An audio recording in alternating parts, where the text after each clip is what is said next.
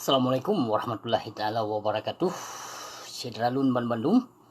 Nyo sabo video lun petebit khusus yang poh urang pungo yang dituduh penculikan anak mi. Ya, nyo videonyo khusus kurang yang poh yang tuduh urang pungo penculikan anak mi. Jadi lun harapkan kepada cedera lun bek nemen hukum kedron. Yang bek nemen hukum kedron. Bangsa Aceh, bangsa mulia, sepalih-palih bangsa Aceh, han mungkin gejak culik anak mi. Jadi kepada cedera lun harapkan bek nemen hukum kedron cedera tua. Yang lagi nyan kapadunggo ka terjadi kan nijak poh urung pungo, nijak tuduh penculikan anak mi. Seandainya jih terjadi itu keluarga urung dron, pakiban cedera tua. Pakiban. Jadi lun harapkan kepada cedera lun menyuhan sep bukti, hana bukti, bek sembarangan nemen hukum kedon. Yang ka terjadi ban berosa yang di berenun, yang kan ya poh urung sidro urung inong, yang hana sewajar jih ni ya poh cedera tua. Lun sangat merasa sedih. Sangat hal lun merasa sedih. Karena ni ya poh urung yang hana waras, yang sidro urung inong, yang hana waras, dan bangsa dro tu, kongo.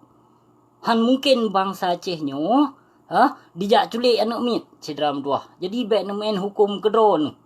Yang bek nemen tegai-tegai hukum kedron. Apabila terbukti mesejih nyo memang penculikan anak mit, nutut udep-udep.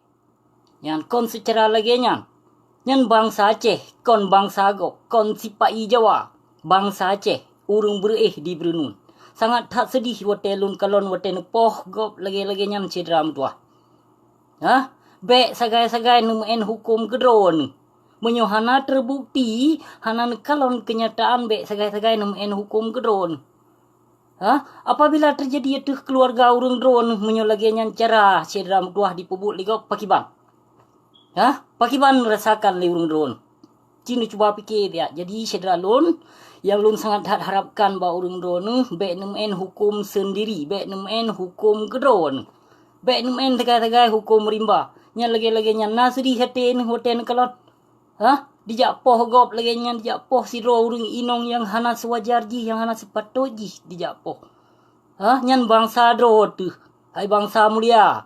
Bek nemen tegai-tegai hukum kedron. Nana dengo.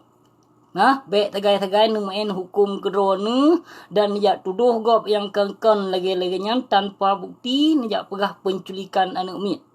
Yang kepada urung berenun dan lun harapkan kepada Bupati Aceh PD Aceh berjalankan arti hukum yang elanya urung pungo yang poh urung inongnya nyolun hana menyenangkan hati yang harus nicok tindakan le urung drone kepada bapak polisi harus ambil tindakan kalau kayak gitu ya, harus ambil tindakan, jangan main hakim sendiri. Sayang tak cedera metua. Menyolagi-laginya nijak poh bangsa nu trom, nu tampa, nu siksa. Naja kebut, kapadunggo ka kejadian lagi nyan. Yang pun di Aceh Barat, pun di Aceh Selatan yang berusaha. Kau menansit urung pungo sidro urung agam yang nasurat sakit jiwa. Nyobalom terjadi di Brunun, di Brunei.